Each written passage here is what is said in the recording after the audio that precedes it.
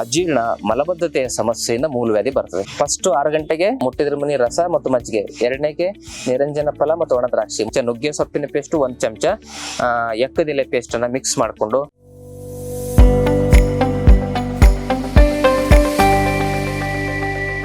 ಶ್ರೀ ಗುರು ಬಸವಲಿಂಗಾಯ ನಮಃ. ಓಂ ನಮಃ ಶಿವಾಯ. ಸರ್ವರಿಗೂ ಭಕ್ತಿಯ ಶರಣು ಶರಣಾರ್ಥಿ. ನಾನು ನಿಮ್ಮ ಯೋಗ ಗುರು ವೈದ್ಯ ಶ್ರೀ ಚನ್ನಬಸವಣ್ಣ, ಶ್ರೀಗಂಗಾ ಯೋಗ ನಿಸರ್ಗ ಚಿಕಿತ್ಸಾ ಹಾಗೂ ಆಯುರ್ವೇದ ಸಂಶೋಧನಾ ಕೇಂದ್ರ, ಆರೋಗ್ಯ ಮಹಾಮನೆ, ಬೆಂಗಳೂರು, ಹುಬ್ಬಳ್ಳಿ, ಧಾರವಾಡ ಹತ್ತಿರ, ಮುರುಕಟ್ಟಿ. ತಮ್ಮೆಲ್ಲರಿಗೂ ನಮ್ಮ ಯೂಟ್ಯೂಬ್ ಚಾನಲ್ಗೆ ಭಕ್ತಿಯ ಸ್ವಾಗತ. ಆದ್ಮೇಲೆ ಇವತ್ತಿನ ಸಂಚಿಕೆಯಲ್ಲಿ ಮೂಲವ್ಯಾಧಿಯ ಸಮಸ್ಯೆಗಳಿಗೆ ಮನೆಮದ್ದಿನಿಂದ ಪರಿಹಾರ, ಈ ವಿಚಾರವನ್ನ ತಿಳ್ಕೊಳ್ಳೋಣ. ಮೂಲವ್ಯಾಧಿ ಸಮಸ್ಯೆಗೆ ಕಾರಣಗಳನ್ನ ಫಸ್ಟ್ ತಿಳ್ಕೊಳ್ಳೋಣ.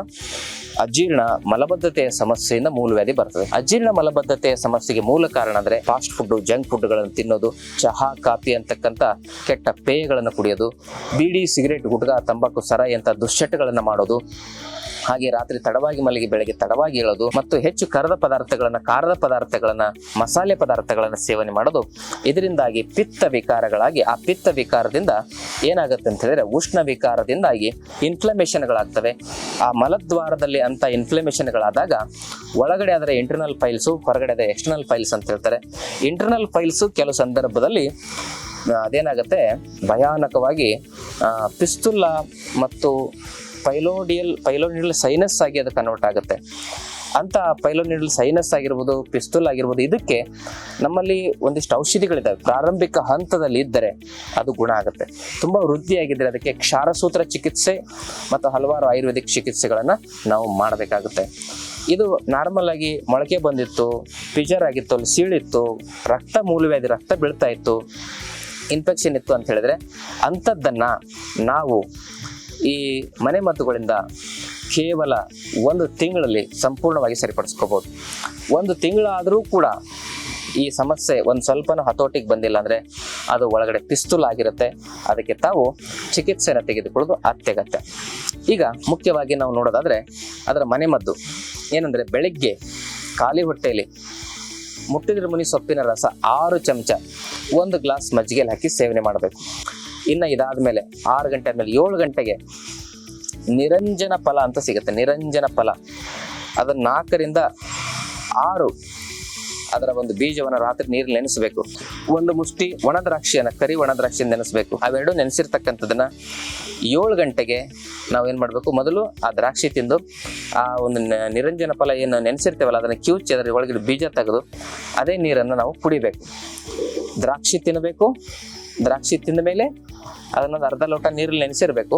ಅದನ್ನ ತಿಂದು ಆ ನೀರು ಕುಡಿಬೇಕು. ಮತ್ತೆ ನಿರಂಜನ ಫಲ ನೆನೆಸಿರ್ತೇವಲ್ಲ ಅದನ್ನ ಕಿವುಚಿ ಬೀಜ ತೆಗೆದು ಅದನ್ನ ಬೀಜ ಸಪ್ರೇಟ್ ಮಾಡಿ ಅದೇನು ಪಲ್ಪ್ ಎಲ್ಲ ಅದರಲ್ಲಿ ನೀರಲ್ಲಿ ಮಿಕ್ಸ್ ಆಗಿರುತ್ತೆ, ಅದನ್ನ ಕುಡಿಬೇಕು.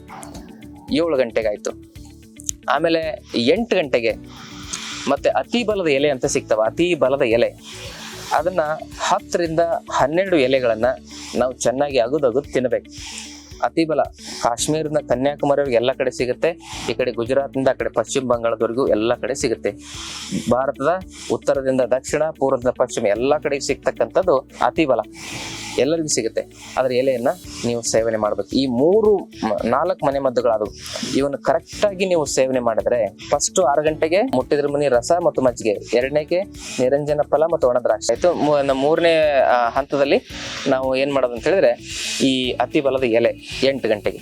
ಇದನ್ನು ಸರಿಯಾಗಿ 21 ದಿವಸ ಮಾಡಿ ನೀವು ಕಂಪ್ಲೀಟ್ ಆಗಿ ಮೂಲವ್ಯಾಧಿಯ ಸಮಸ್ಯೆಗೆ ಪರಿಹಾರ ನಿಮಗೆ ಸಿಗುತ್ತೆ. ಇನ್ನ ಒಂದು ಎಕ್ಸ್ಟರ್ನಲ್ ಲೇಪನವನ್ನು ಕೂಡ ಹೇಳ್ತೇನೆ. ಮುಟ್ಟಿದ್ರ ಮುನಿ ಸೊಪ್ಪನ್ನ 3 ಚಮಚ ಅರೆದು ಪೇಸ್ಟ್ ಮಾಡ್ಕೊಳ್ಳಿ.